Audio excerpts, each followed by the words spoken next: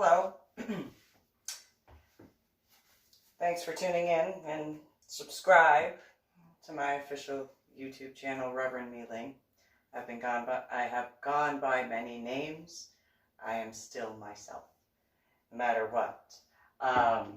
That being said, author name being Susan MeeLing, although I've been known as Susan MeeLing quite a long time. During the first separation from my now dead ex-husband, that would be when I first was known as Susan MeeLing. Up until then, I had been known as Susan, or Fairy Susan, or so on and so forth, among a few other names. And then Lady MeeLing, Reverend Susan MeeLing, Lady Dori, Belle, so on and so forth. So, I've been known by a few names. Point being, so I'm going to start off with this particular broadcast video thing is about certain aspects in regards to my daughter, but also in regards to how much my biological sister has hated me and rubbed it in to my face how much she has hated me. And of course, having to do with my daughter, that means it also has to do with my son. So, I'll start off pre-head injury on Palm Sunday in 2000. When we were growing up, my biological mother had thought it would be a fun game to pit us against one another. She had already explained to me multiple times that she had wished that I would have just died in, her multiple attempts to have a miscarriage because she, rolled herself down the stairs multiple times while pregnant with me on purpose. Not forgetting she had attempted to get an abortion, but, I just wouldn't die. That's all it was. I just wouldn't die. I was just too stubborn. How dare I? Then, when she got pregnant with my biological sister, while she was pregnant, it was, this is the one, that's wanted, and, you're here. Oh, thanks. Fantastic. Good to know. At least I know where I, stand, I guess. Whatever. So then by the time my biological sister was born, watching her being taken care of, oh, we love you. And, then there's your sister, it's okay for you to hate her because, we hate her too. That's what my biological mother would say. Don't be jealous because there's realistically nothing to be jealous of in that regard. So, when I was being babysat, there was a babysitter that was from the Old Tenet Presbyterian Church. He was a high schooler at the time named David. He had these really thick eyeglasses with black rims. My biological mother got a discount because he liked to eat in a certain way that at that time would be considered illegal because I was a minor. I'll leave it at that. That really doesn't take a head injury to figure that one out.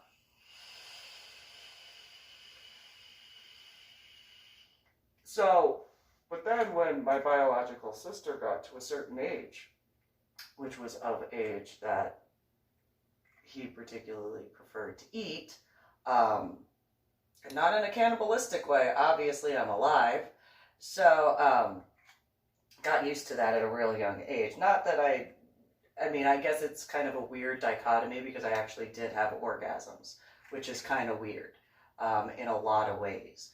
Nonetheless, when my biological sister became around the age that my biological mother knew that he would inevitably start, all of a sudden we had a new babysitter, and that was Sarah from the church.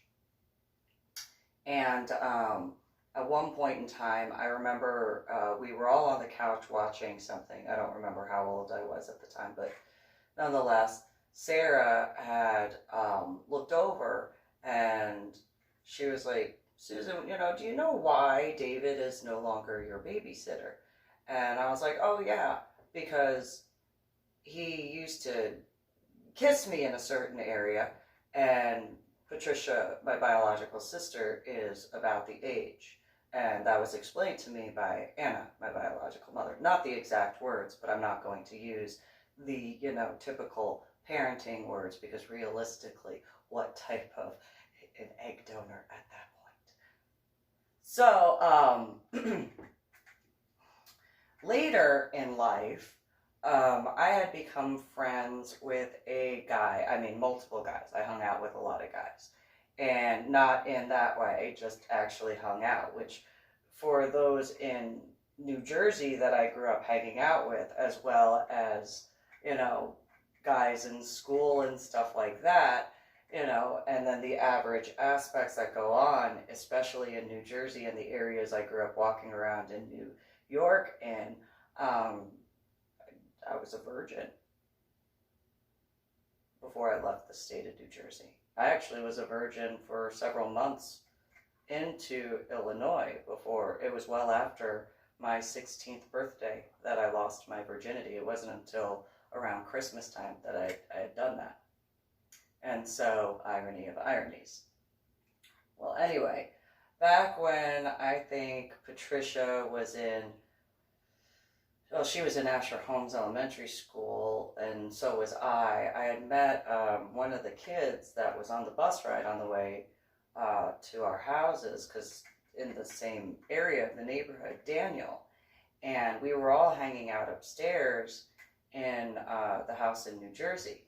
And my biological sister was showing him how much better she was considered to be than me, and comparing, the amount of material possessions that she had, and making fun in regards to, well, look, here's my room. This is how much my parents love me, sort of stuff. Look at all these porcelain dolls. Each one of them costs so much money, blah, blah, blah, blah, blah. And, Susan can have like that. And, that is what it is, like, here's her favorite stuffed teddy bear that she, curls up with at night.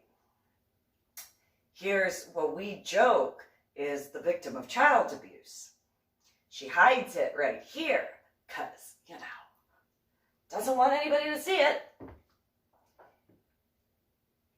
Isn't it funny? Isn't it hilarious?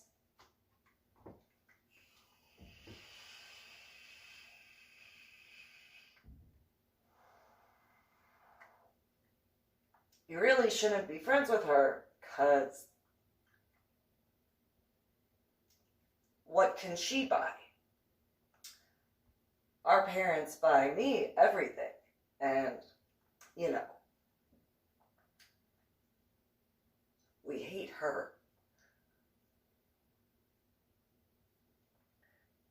So at one point, Daniel, I think one of his parents was actually a psychologist, and or studied that or something, and he had asked, well, why do you call it a victim of child abuse?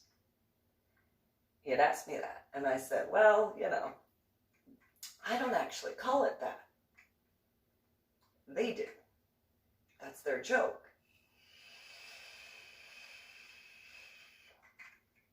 That's, they think it's funny to call that particular material of that, what was left at that point, a victim of child abuse. It's their joke. Now, I wasn't doing this at that time, obviously, because it was just one of those, it was what it was at that point. Why bother? And so,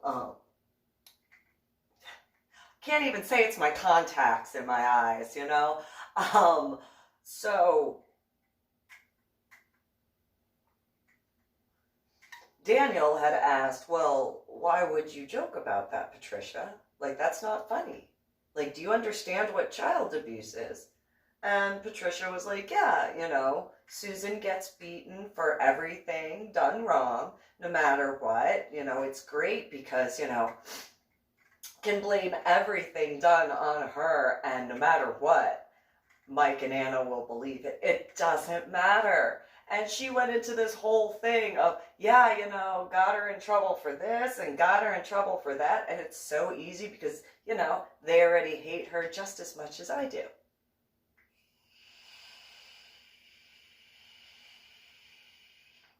And so I'm just, you know, can we like not talk about this? And Patricia, well, he came over to the house to hang out with both of us, so he should get to know both of us.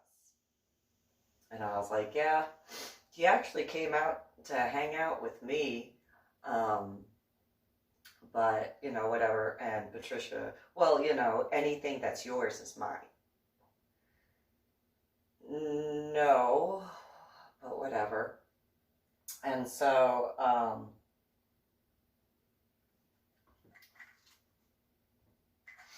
Daniel had asked, well, how many times do you get beaten, Susan? And Patricia started listing off all sorts of things that I had gotten in trouble for because of what she did. Just, the list went on, and Daniel looked at me and he was like, how do you get beaten? And I was like, well, it depends. You know, sometimes it's just the hand. Other times it's the metal end of the belt buckle. Other times, you know, I've had to jump out of the way. You know how I'm really good at dodgeball in gym class? And he was like, yeah, I've seen how you... Well, you know, there have been a few times I've had to dodge out of the way of, like, a filing cabinet full of jewelry tools, or a hammer, or, you know, whatever was in the nearest vicinity. So that's how I got really, really good at dodgeball. Really good. Like, you know, at least I can, you know, see that easily because it's a red ball. So, you know, no problem. I can dodge real quick after, you know, having to learn the hard way of not getting out of the way from, you know, a filing cabinet full of jewelry tools. Yeah, you only need to learn that once.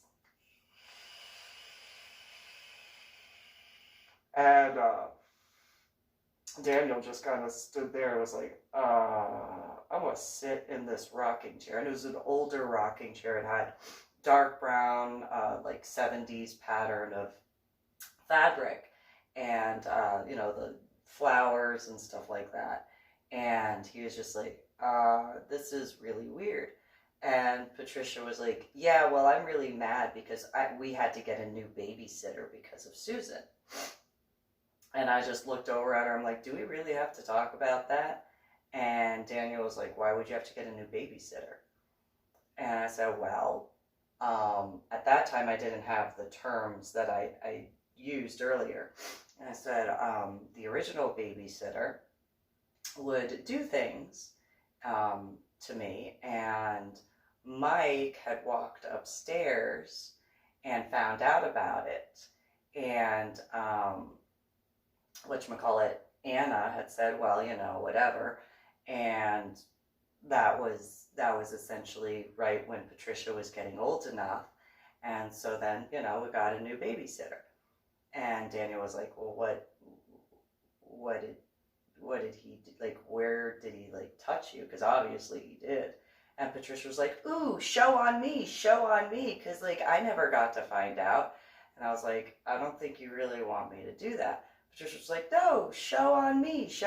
So I showed on her, and then Daniel ran down the stairs. He was just like, I want to go home. Susan's cool. Patricia's fucked up. Like, he didn't use those words, of course. So, you know, Mr. and Mrs. Schleifstein came to pick up Daniel fairly quickly after that. And I was allowed to hang out at Daniel's house, but Patricia was not. Patricia was not allowed to hang out at Daniel's house whatsoever. Well, Patricia threw a fit about that because Daniel had all sorts of video games. And we'd play, but not so much. Because, you know, I really wasn't into the video games the same way. It was like, yeah, we can play this, but can't we do something else? Can't we go run around outside or do something in the backyard instead? Yeah, let's do that. Okay. And we'd go do that, but Patricia wasn't allowed. And so Patricia started getting like, as though I wasn't dealing with enough. Anytime that I hung out with Daniel, or realistically any of my friends by then, the amount of extra stuff she would do wrong just because I was not, doing whatever, or, she had her dance stuff. So because I wasn't there, and was doing my own stuff, well, that meant that she had to do something extra to blame me for, over and over again. Even so far as when at Baptist Camp Lebanon. And that thing happened on my 13th birthday, with the camp counselor. Patricia was upset because Mike and Anna had to speak with the director of the camp, and then while Rachel was being taken care of by her dad. And because of the amount of time, Patricia was late for whatever extra thing that she got to do. And so, when Mike and Anna came out of the director's office and got in the car, Patricia was complaining the whole time. Oh, so late because of you. Anna was complaining, well, that wouldn't have happened to you if you weren't wearing a bathing suit during swimming time at the camp. Then, you wouldn't have that issue at all. Okay, sure, that's the excuse you're going to give? Okay. And then that would be when I found out, Mike was like, so do you want the good news or bad news, when we were at Burger King? After the night I had, I guess I'll go with the good news first. Why don't you give me the good news first? You and Patricia do not have to fight over which one of you has to give the dog food and which one has to give the dog water. You mean my dog A? And Mike was like, yeah, I have a feeling I should ask for the bad news first. And Mike was like, so the reason why is because A died last night. Like, before we showed up to pick you up, yeah, he did. He did. My dog is dead. Yep. Probably should have asked for the bad news first.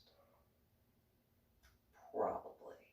Though I don't think the good news would have been that much better realistically at that time. So Patricia, for the rest of the car ride or van ride, was pissed off because not only irony of ironies on that, not only were we late for, her to get something done, then, she had to deal with hearing me be blamed for wearing a swimsuit when I was going swimming at the lake, instead of the 30 or 40-year-old male being blamed for not being able to keep his hands to himself.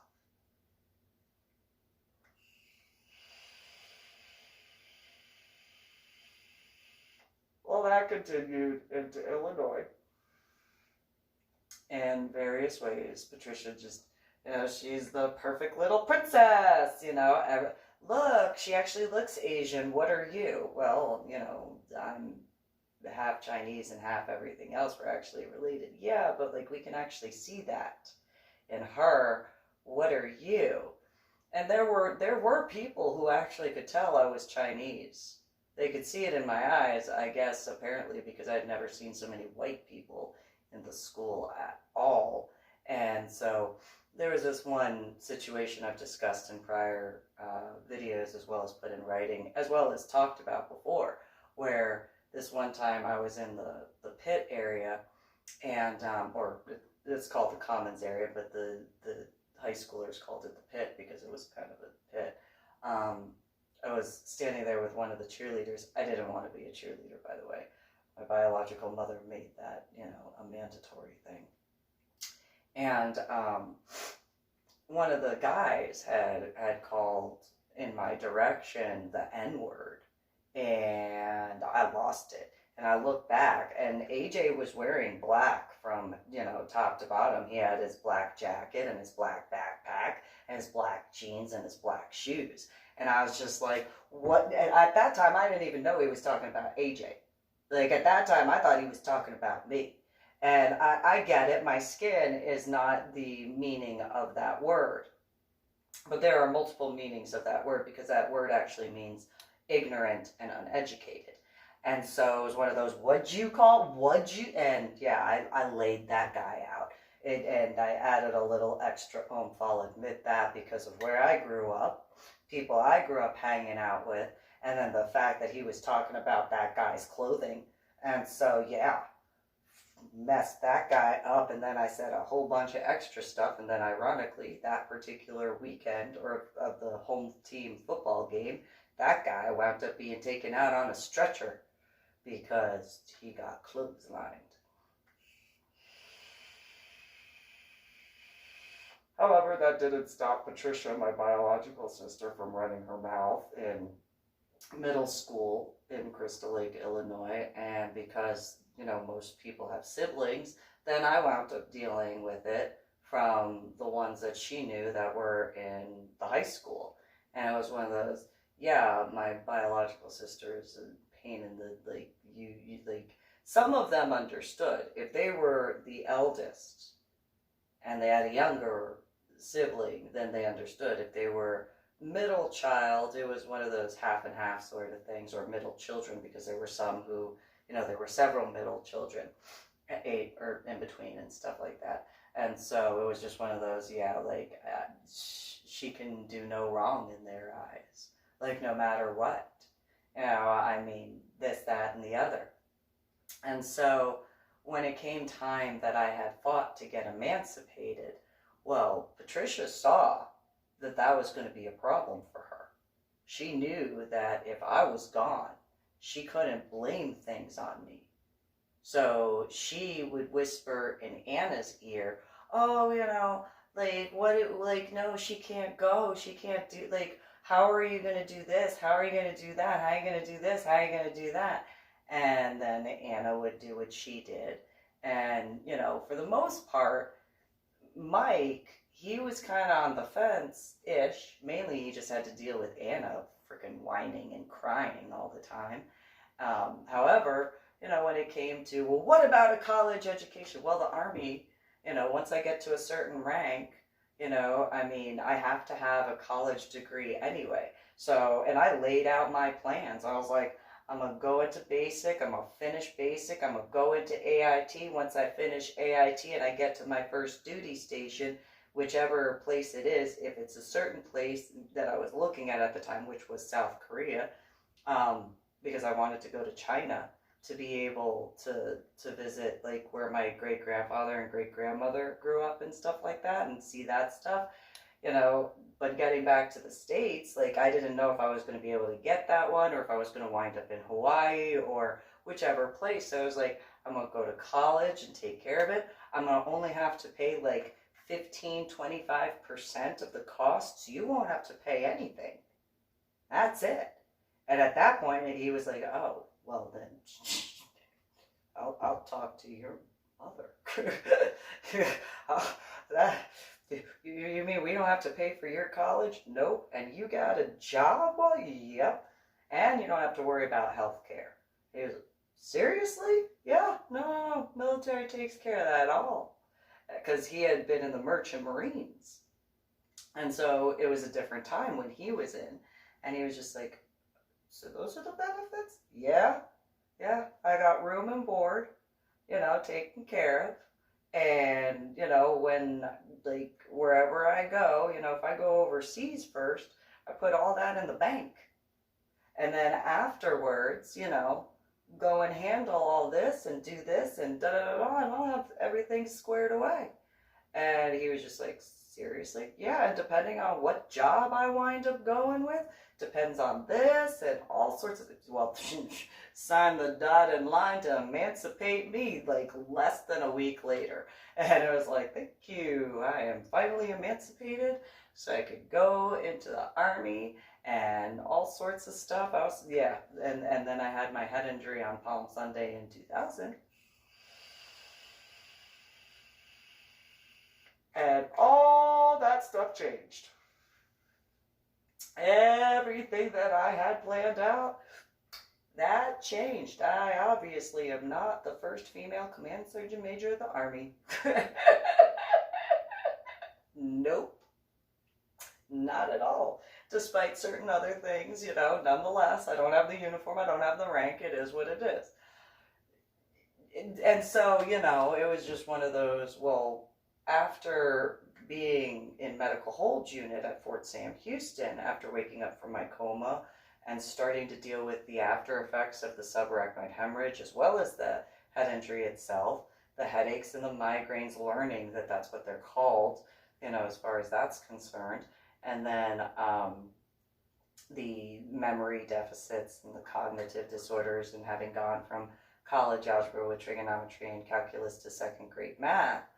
After I had my son, and then the events of 9/11, and then after I had my daughter, shortly after having my daughter, my biological parents were like, we're going to move to Texas. Why? Because we need to help you with your son and daughter. Patricia wants to be an aunt. Well, ants get crushed. That's a whole other aspect. And one of the things that she had said when I had delivered my son, she had gotten stuck in the room and she couldn't get out. And so after the delivery and all that sort of stuff, she walked out into the waiting area where Mike and Anna were, and they're like, so, what's going on? And Patricia looked at him the arrogant way that she does, and she's like, do I look different?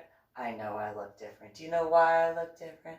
Because I'm an aunt now. And it's like, yeah, whatever. And so, not forgetting that she had become a Pommy in Crystal Lake, Illinois. And those who know that sort of thing understand that in Illinois, they have cheerleaders and Pommies. And for, not to be in a negative sort of way, but this is how it was explained to me, cheerleaders were the equivalent of the considered Pommy rejects because of the Pommies doing the way they did and the cheerleaders, being whatever. And so, it wasn't the stereotypical aspect of cheerleaders in Crystal Lake South and in certain other areas. So the Pommies were the pretty ones. And the cheerleaders, were what the cheerleaders were, and I mean, they still had the similar sort of thing when it came to the cheerleading. Not all of them. I got along with some cheerleaders, but not the captains or the co-captains. Didn't get along with them. The other cheerleaders I did, but the captains were the ones who had explained that as far as the aspects of the cheerleading Pommy differences. And I was like, whatever. I don't care. I didn't want to be a cheerleader to begin with. And so I'm just pointing that out. And then that was an issue for them. Nonetheless, in 2003, my biological sister was brought down to Texas by Mike, our biological father. They drove. And then there were a whole bunch of issues as soon as she arrived. Instantly. And no matter what, she had that, she thought that she was better and all this stuff. And she was like, well, you got knocked up. And it's like, I had my career first. You do understand that, right? Well, you still got knocked up. And it's like, yeah. If that's how you really want to look at it after what you have seen and heard in this house, yeah, by technicalities, I got knocked up, but in a very different way. If you really put your mind to it on that one. Oh, whatever. And yeah. And so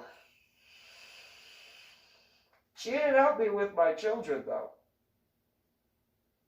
She was not an aunt. She was to be crushed, but not like an aunt like actually cares. At least what I thought in certain regards. And so, you know, the way I treated my nieces and nephews as best as I could at the times before their mothers were the way they were, and then they did as they did. Some of them, not all of them. Nonetheless, so when everything occurred and I wound up, you know, moving to Carrollton, Texas, after my now dead ex-husband died, which, by the way, my biological family took my now dead ex-husband's side when he was alive during both of the separations. The first separation as well as the final separation. I was just like, really, just I can't. The final separation actually was when we stopped talking a second time. We had already stopped talking multiple times up to that. Like well before 2013, we had multiple times where we just stopped speaking because it was just, you are taking my ex-husband's side at that time instead of me. I am your daughter. How is it that you are going to choose my, at that point, ex-husband, now dead ex-husband? How are you going to choose his side instead of me? You literally were told by him that he beat me, and you are going to take his side? Are you kidding me? So that is what it is. And yes, what I have discussed in prior videos, discussed with plenty of people before ever putting it in writing, which is obviously before the videos. Yes, my biological sister did have a threesome in our biological parents' bed in the house in San Antonio that they bought on a bridge loan.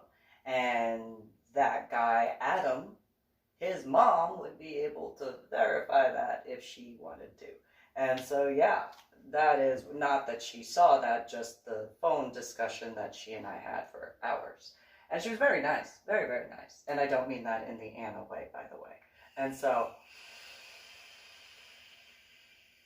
nonetheless, afterwards, you know, as far as like my now dead ex-husband's death, and I had moved to Carrollton, we had started talking again-ish.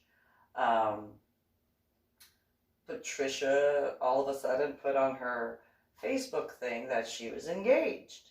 And I was like, hey, when did you start dating somebody? You've been to Carrollton. Nobody told me that you were dating anyone and stuff like that.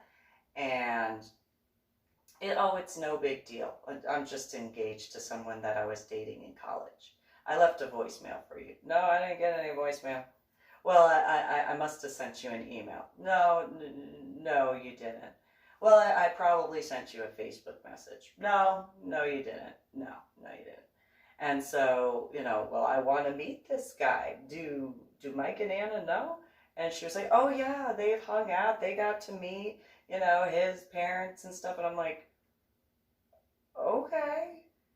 So I want to meet this guy. And she was like, do you really have to? And it's like, yeah, I do. Yeah, I want to meet this guy. And so, despite her temper tantrum and her trying to get our biological parents to talk me out of meeting her fiance at the time, we met. And it was at, Starbucks across from the San Marcos outlets. And, you know, he walked in, he had his sunglasses on and he had his hat or cover on, and he sits down after getting a drink and she's like, look, that's him. And I'm like, all right, okay. And so he comes over and he's like, hi, so, you're like one of her sisters. And it's like, no, I'm her only biological sister. Hi, how are you? And he just kind of, what? You have a, when did you have, like, all her life? Her entire life. She's younger than me. And he was, what? Yep. So, hi, nice to meet you, Zach. And so he wouldn't take off his sunglasses inside and wouldn't take his cover off. I was like, okay, well, when you feel like taking that off, we'll talk.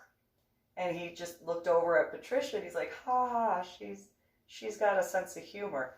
And Patricia was like, Susan, stop being like you. And I just crossed my arms, leaned back in the chair, probably switched which leg was crossed over or whatever it was, crossed them back and forth. I'm like, so when you take your sunglasses off and you take your cover off, we can talk. Until then, I'm going to be quiet. And then after a few minutes,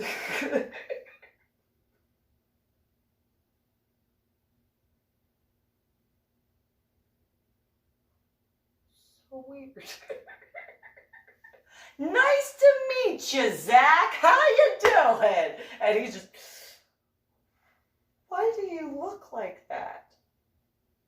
Look like what? You don't look alike. Oh, well, did she tell you that I had a head injury on Palm Sunday in 2000? She didn't even tell me she had a sister. Oh, and it didn't really click then. I was like, yeah, like Mike and Anna, da-da-da-da. And he's just, oh, okay. So obviously with her then fiance having no idea that, I exist, or at least, still existed back then, but obviously exists now. That meant his parents had no idea. And I don't know how long they had been dating. I don't know how many times Mike and Anna met with them before the wedding or the engagement or whatever. I don't know how long. I don't know. I have no idea.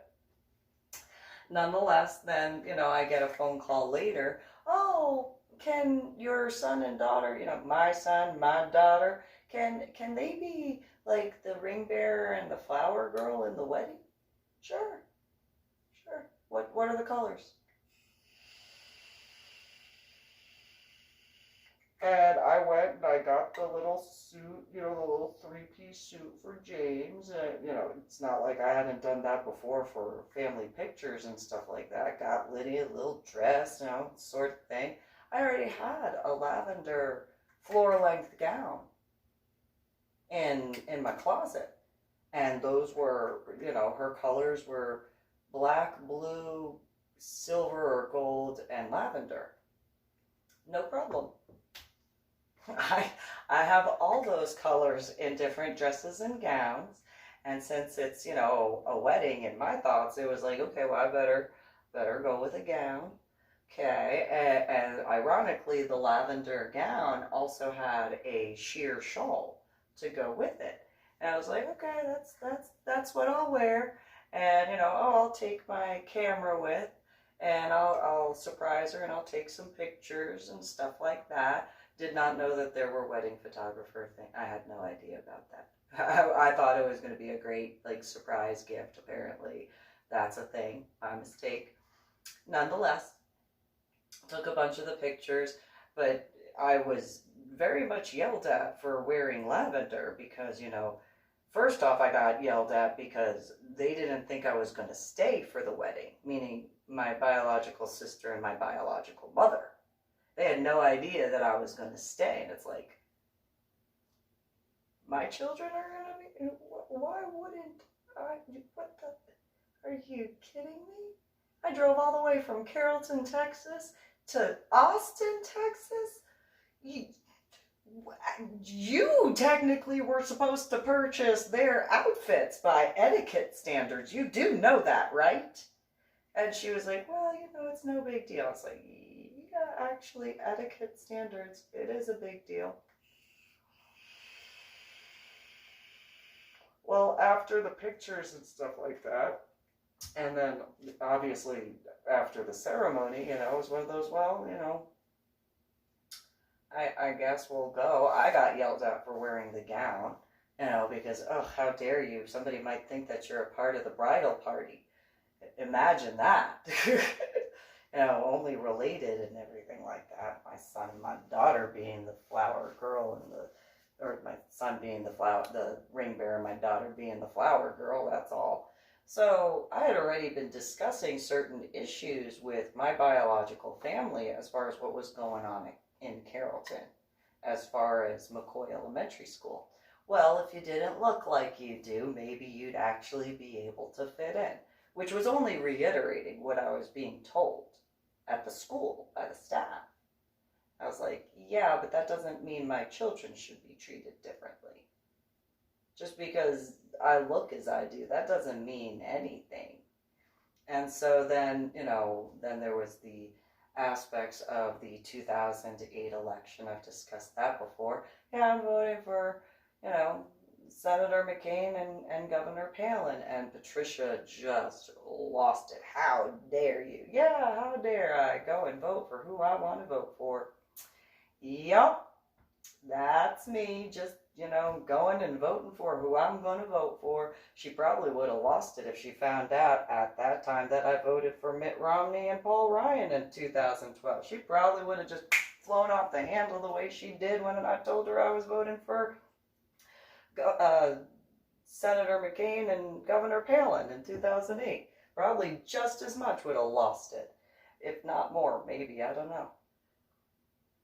But there were multiple discussions with my biological sister in regards to explaining certain things, like after moving to Cedar Park because of what had occurred at Fort Worth Zoo and stuff like that, my biological mother and my biological sister were like, oh, you're just being over dramatic. It's just, you know, that I mean, why are you so upset that the adult volunteers lost your daughter at the Fort Worth Zoo? I mean, what's wrong with you? Why do you care so much about your daughter? I mean, seriously, Susan, literally verbatim told that in person. I know you hate me. That is clear. That is so clear. However, just gonna throw this out there. Any good mom or dad would, you know, I mean, obviously I'm a mom, but even, you know, like a good dad would be really mad. Like a good mom would be really mad. So I'm really mad. I'm just saying, oh, you're just overreacting. Oh, okay. Okay. I mean, I think I'm being really calm compared to what I could have done in various situations. Well, by a lot. Very much in control of myself. So, by that point, as far as when the Fort Worth Zoo thing happened, they already had met who was my fiance. Like, they met him before he had proposed. And they did not like him. They saw that I was happy. So Patricia especially had this massively huge problem because I was actually happy. How dare I be happy? Who am I to actually want to be happy? Despite everything that had gone on up until that point. And she had a huge problem with the fact that I went scuba diving. It was like, ugh, how could, you know, what is wrong with you? Can I get far enough away from you? How far? Apparently, that far is how far. How to not have to, like, hear you complain about me. Let's see. Cozumel, I landed at the bottom of the ocean. and it was on the other side of the island, more in the Gulf of Mexico area, that had gone there. Oh, that's apparently not far enough to get away from you, Patricia, and Anna specifically. Okay, so I'm going to go to Florida after going to Georgia. Let me go Boca Raton, and hopefully they'll go really, really far out. And so the speedboat drove out about an hour, hour and a half-ish. And then, drop down. Nope, that's not far enough to get away from you, because I still receive messages that it's like, I don't want it. Like, I just want it. No, you still can't. So, I got that Vandenberg dive that I have been so excited to do. I've been planning how I'm going to go inside the Vandenberg. And then, I wasn't allowed to go inside the Vandenberg because apparently the dive masters and the captain of the ship and everybody except for me knew how big that particular ship was. But, they said I couldn't go in. They did not say I couldn't go, a little bit lower where the Vandenberg landed. They didn't say I couldn't swim around the ship. They only said I couldn't go in. So I didn't go in. I swam around. And that wasn't far enough either. And so apparently, just, I had, how dare I surface after descending?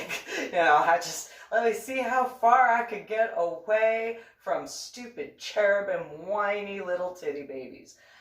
The bottom of the ocean and the Matthias Abyss? That's the ticket? That sounds fantastic. I'll just go inside. Apparently not, because I also had to surface and all that, and then that. And so, after that, and there are plenty of people in Illinois that definitely would be able to explain that issue set as far as my biological sister and I are concerned. And so, like the guy who I picked up a table and threw across the cafeteria to defend him. That'd be one example. Because a female slapped him. That's one example. There are many, but that's just one.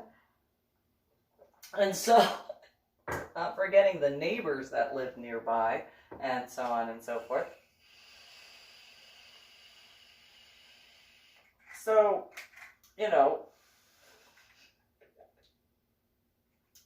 when it came to living in Cedar Park, and that guy and I got re-engaged. Like, first we reconnected, and then later we were re-engaged. My biological sister was furious. She was so enraged that he and I got back together. She was just, I hate him so much. Well, why do you hate him? You don't even know him. You haven't even taken the time to get. He's too smooth. That was her issue the first time we were engaged. He's too smooth, and he's Mike, my biological father. His issue was he's a pretty boy. That was his issue. He's a pretty boy. It's like, I'm not even going to go into that. I'm just going to keep my mouth shut on that one, because, yeah, he could be pretty.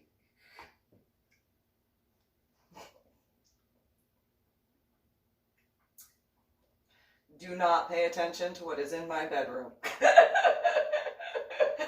Do not pay attention to any of those bags over there. Do not look at that at all. Just, yeah, he could, yeah.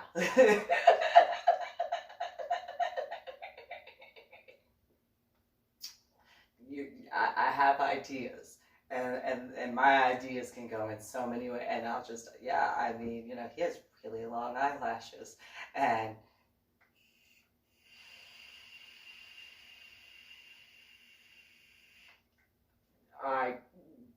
yeah, sure, pretty boy, that's what you could go with. Nonetheless, Patricia absolutely hated him because she saw how much I smiled. Like, she saw, like, he when he had come over the house in Carrollton, she saw me light up, and she's like, "Ugh, you're happy." And I was like, "Yes, this is, like, like, he's a good guy," and stuff like it. Ugh, he's so smooth. Ugh. Really? That's your complaint? That's your... Yes, and he obviously makes you happy, like, by putting a smile on your face, so I hate him all that much more. Okay, that's okay. So then when we had reconnected and then got re-engaged, she could not stand it. She couldn't even stand being in the area. We were in Lake in the Woods, I think, and I had given her a check for Zach's police officer gear, because she said that the police officer, whatever that he worked at, didn't give them the correct gear, and if they wanted anything special, that they'd have to, purchase it. And I was like, well, what does it cost?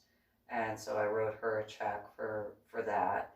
And then my biological parents, for ours, they had issues with the air conditioning unit in their house, and so I wrote a $10,000 check for that, and both of them complained. Anna complained about the check, and Patricia complained about it because they had to pay taxes, and I was like, really?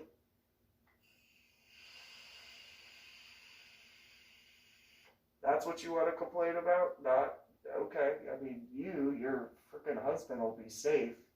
Okay.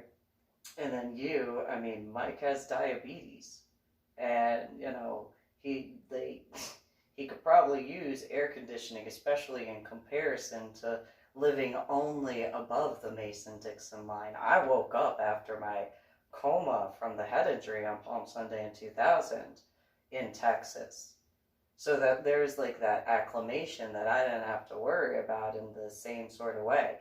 He has diabetes and he's only lived above the Mason-Dixon line. Yeah, he's traveled in different areas, but he didn't live in the state of Texas.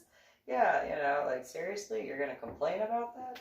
And Mike actually wanted to, don't kick a gift horse in the mouth. It was like the first time I ever heard him talk back to Anna. I was like, get it. Tell her. And so, but that was in front of who was about to I was going to be re-engaged to.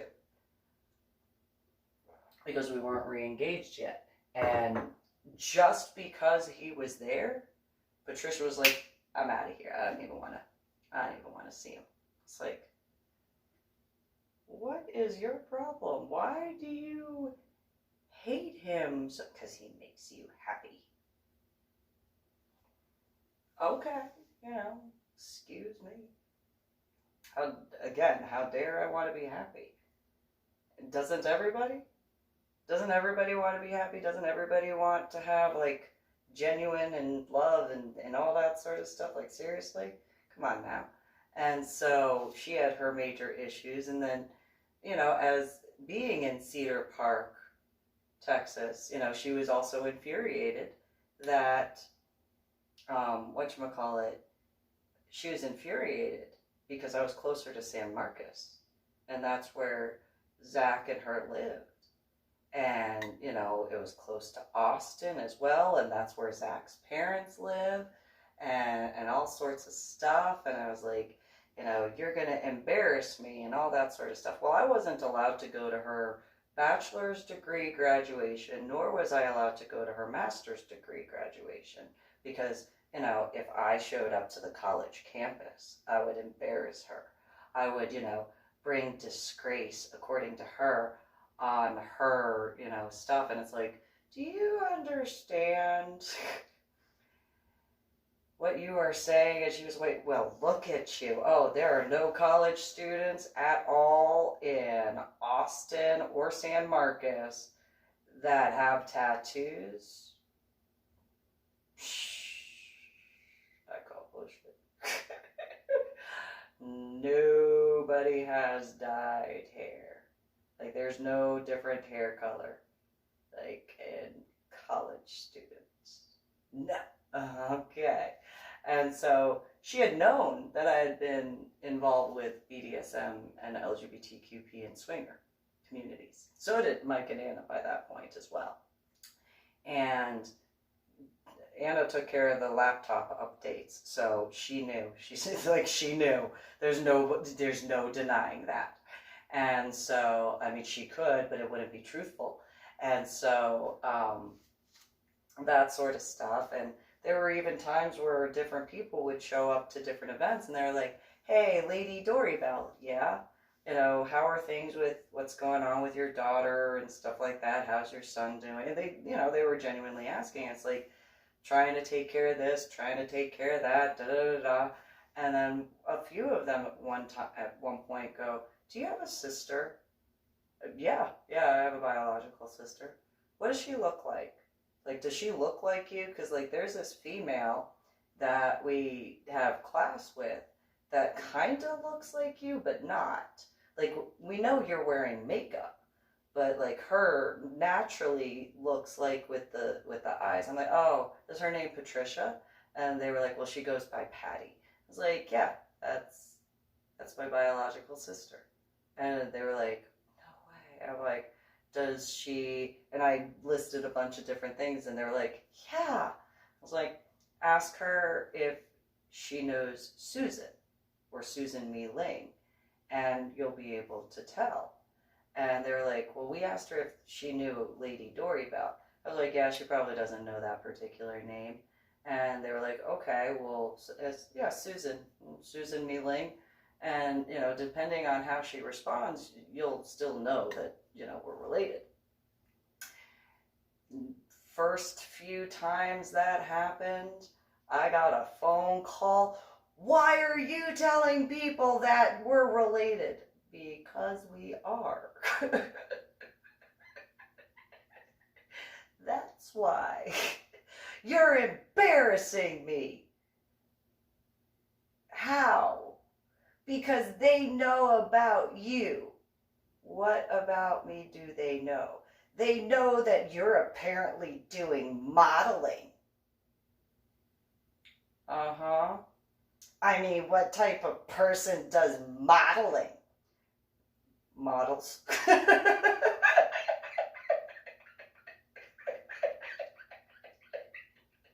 She didn't like that response. She did not like the response when we were in person. Like, what person does modeling? Models. That's why it's called modeling.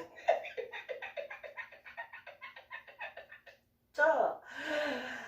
And you're in college. Okay. You know, just go point that out there. I'm just saying. You didn't know that models do modeling? What words are they teaching you? Nonetheless, because of that, among several other aspects, I was not even informed that she was graduating with her master's degree until after she graduated. So for those that I knew in the lifestyle that were like, "No, nobody's family is like that." No, mine is. I know I'm not the only one, sadly, in that regard. Nonetheless, I know I am not the only one at all whatsoever. The biggest thing that people didn't understand, usually college students, ironically, that Patricia and I had got into it over the 2008 election. And they were just like, "It can't be that bad." And while I've said it was the Thanksgiving dinner that we did have that argument, however, because everybody except for my son, my daughter, and I were invited to Zach's families, apparently, for whatever, as far as their Thanksgiving dinner, it was only Patricia, Mike, and Anna that were allowed to go.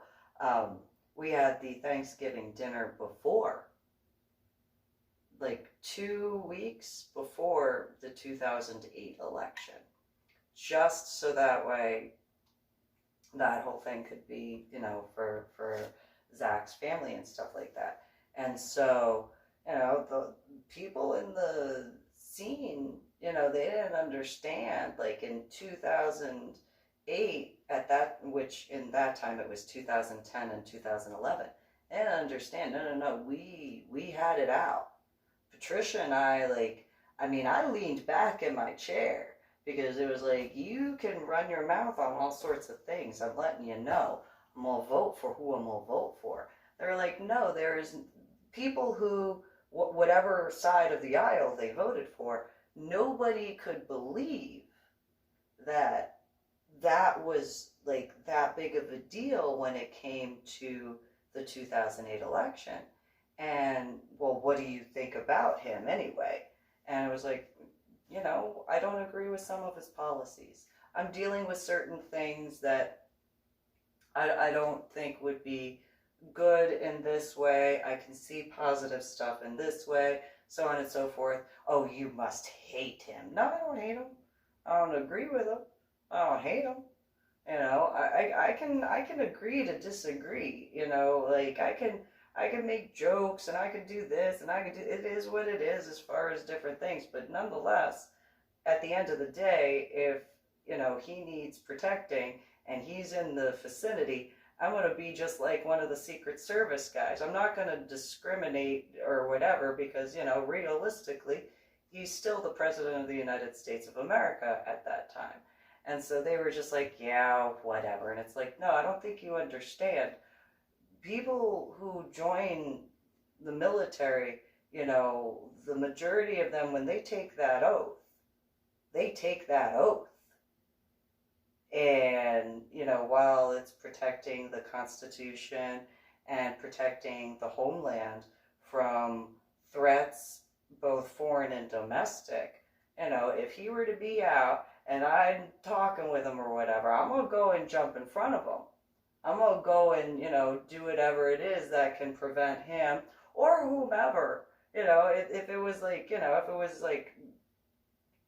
let's say, some Mad Dog Mattis, for an example, not that he wouldn't know how to defend himself, but just one of those, if there was, I'll jump in front and I'll take the brash of it to prevent,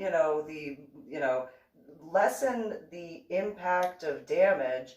And I will, do what I can where I can to prevent that sort of thing as best as possible. So that way, hopefully there's no damage, but if there is, it's the least amount possible in comparison. I will jump out like you don't know. It doesn't matter.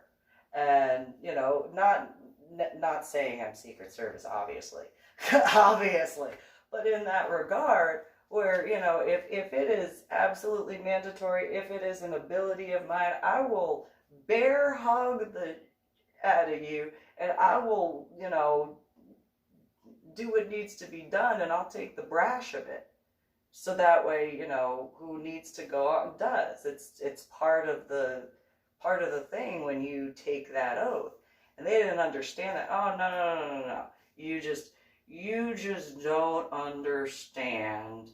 You really, really hate him. No, I don't. No, I don't. I don't think you understand that.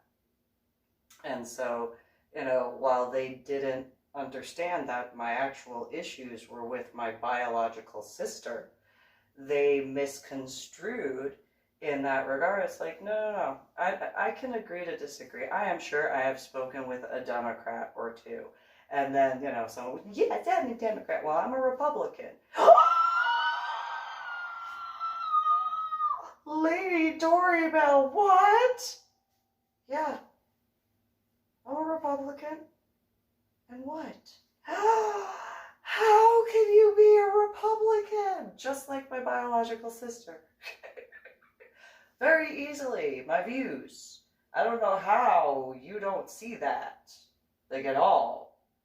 Like, I mean, yes, I can say in regards to, like, okay, how I look, but I doubt I am the only Republican who has a tattoo anywhere. You know, like, realistically, I doubt I am the only Republican who uses hair color. Just, you know, it may not be the most traditional hair color, but, you know, I mean, by technicalities, you know, if you want to go by sight, what color is the Republican Party really known for? I mean, I'm just, maybe there's something about, I don't know, like, I mean, it's, you know, just maybe there's something, I don't know, maybe there's something about a particular color that the Republican Party is known for. So I don't know how you can't see that.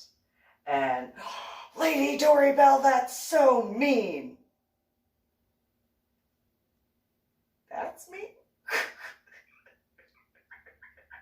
That's what you consider mean? Whew.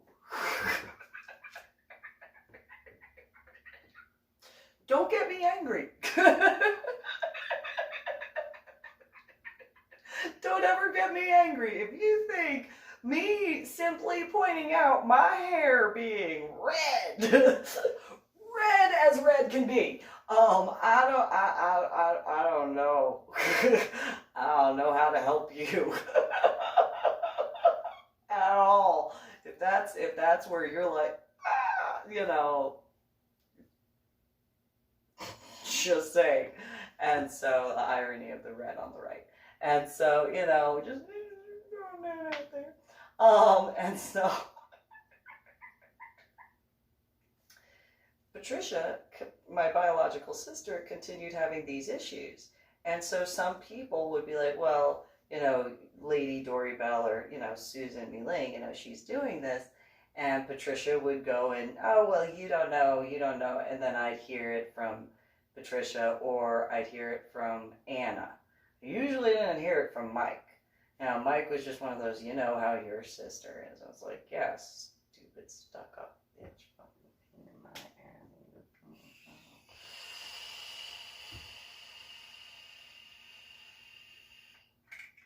A whole bunch of expletives.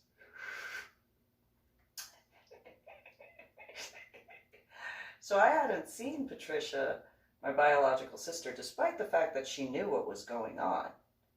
She knew I moved with my son and my daughter. Well, my daughter was already in Merrill Creek at that time, but she knew why I moved. So did Anna. They knew about that. I mean, Mike did too, but he didn't understand to the level things were at that time because Anna wouldn't tell him. And it was like, you are misunderstanding certain things. It is that bad. I am doing everything I can to make sure, like, she doesn't wind up in this and da-da-da-da. And even as far as when I was in Irving and stuff like that, you know, when that aspect. And he didn't know because it was too short of amount of time to be like, this is my reality. This is what I am doing. This is what I am dealing with. This is everything that I'm trying to do.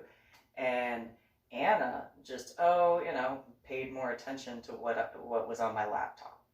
And usually probably within about, especially from 2008 to 2013, by the time we stopped speaking the last time, I don't know how many laptops was from there, but shortly after Anna did the update stuff, Usually I had to take the laptop into Geek Squad, and then I didn't get my laptop back, and I had to use the accidental warranty program.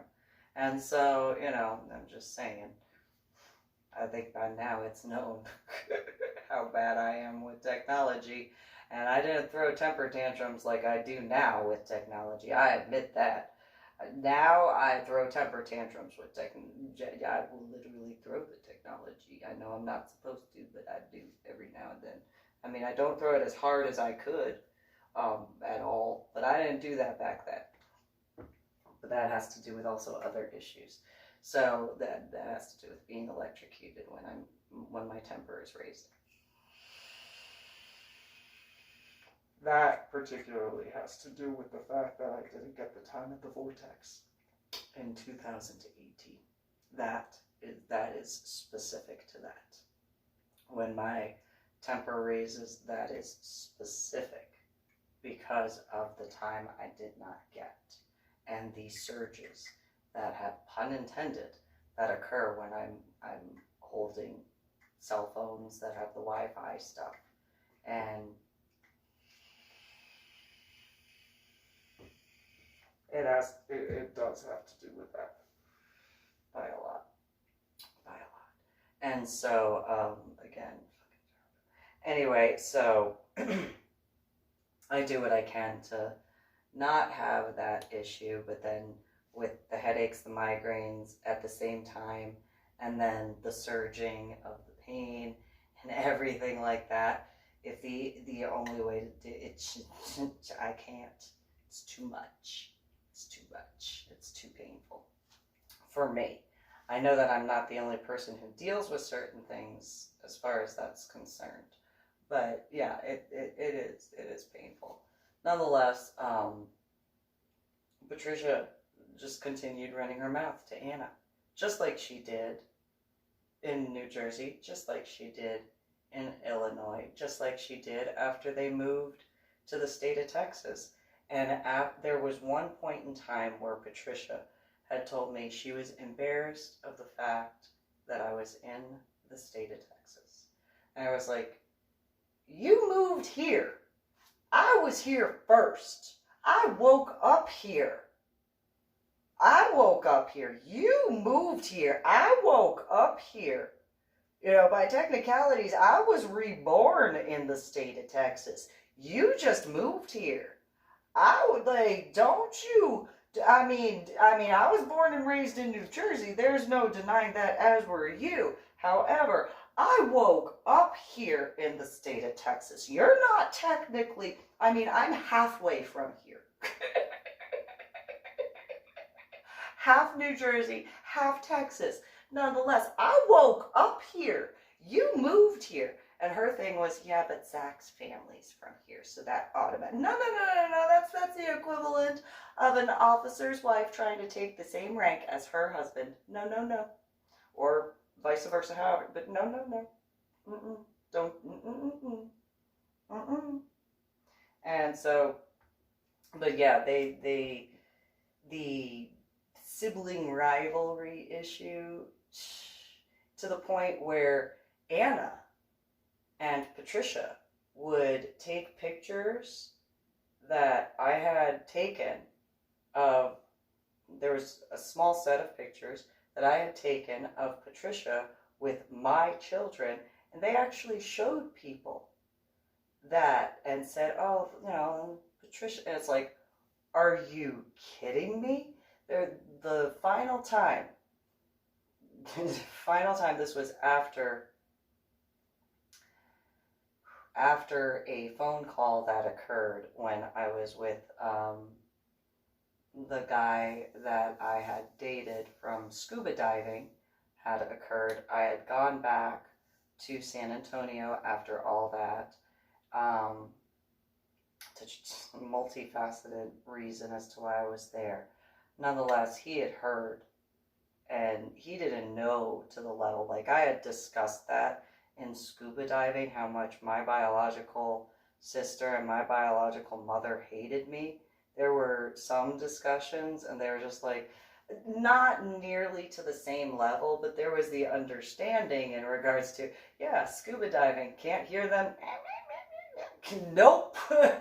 All you hear are bubbles. That's it. How far can we go? How long can we stay down here away from that? Like, how long? How long can I make my air last? How long can I just not have to see, hear, have anything to do with, like, whatever, just, okay, you know, hey, in a shallow area, I can stay down here as long as my tank is full, like, or enough air to go to the surface. Otherwise, you know, the further away dives, how far can I go to get away from you? Like, how far? Oh, again, that far, and it apparently wasn't far enough. Nonetheless, there are scuba divers who understand that. There are military guys who definitely understand that in other ways. How far can I go? Oh, there's gonna be that's cool. That's better than dealing with that. That's cool. Yeah. I don't have to. That's cool. Yeah, I'll go do that. Oh, that's. What's the difference when it comes to that compared to... I'll go do that.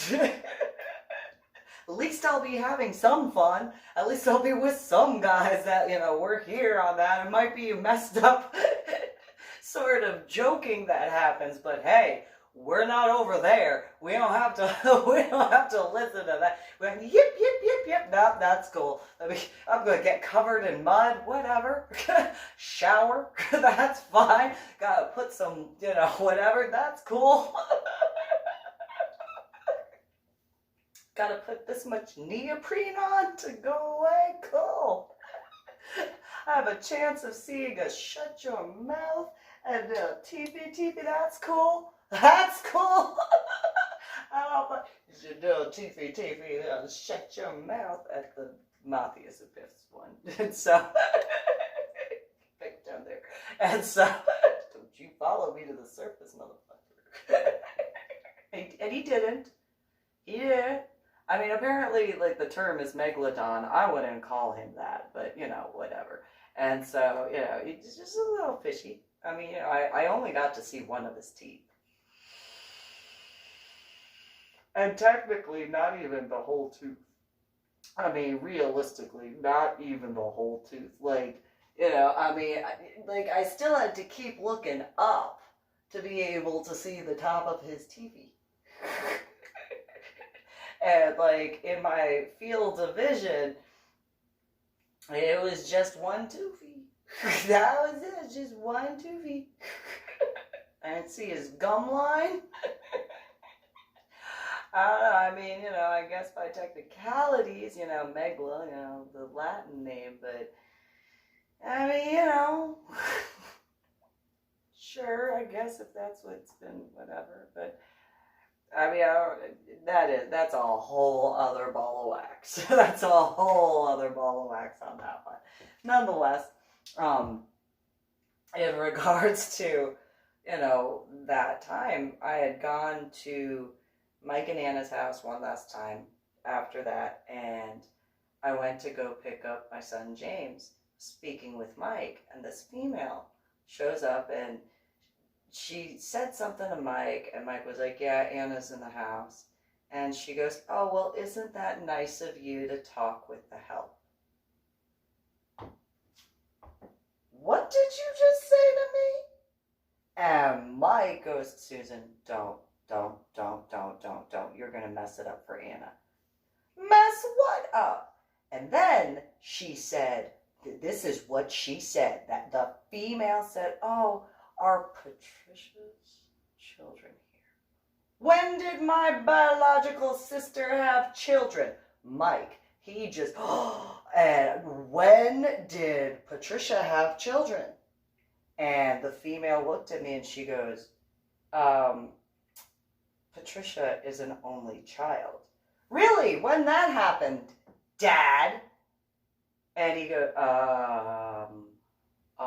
no. Are you talking about James and Lydia? And she goes, yes. How does the help know? My son and my daughter, I carried. My son and my daughter, I delivered. My son and my daughter are my son and my daughter. Don't know what that dumb bitch told you. Don't know what this motherfucker told you. But that is my son and that is my daughter. Do you understand that? And she just, Mike, the help is just so mean. Why do you keep that around? My son and my, you know what? No. And Mike was like, no, don't. James, let's go. And he runs out. He's like, hey, Mom, let's go. And it's like, you hear that, bitch? And out the door. Over. It's over. That last straw broken. Done. And no, like,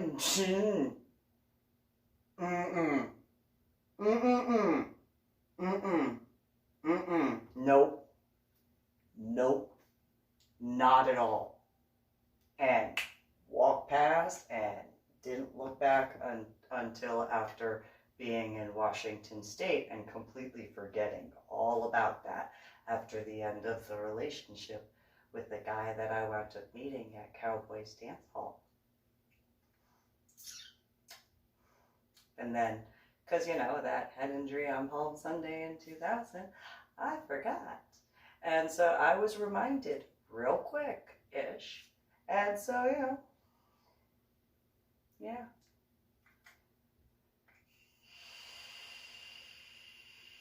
Whole different level of sibling rivalry, and I guess in regards to scuba diving, Pun intended.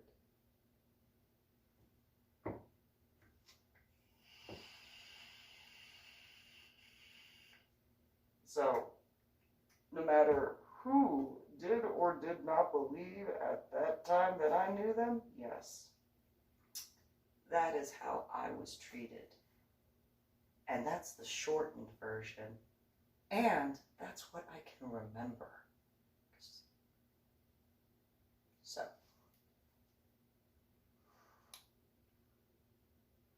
You guys have a good one.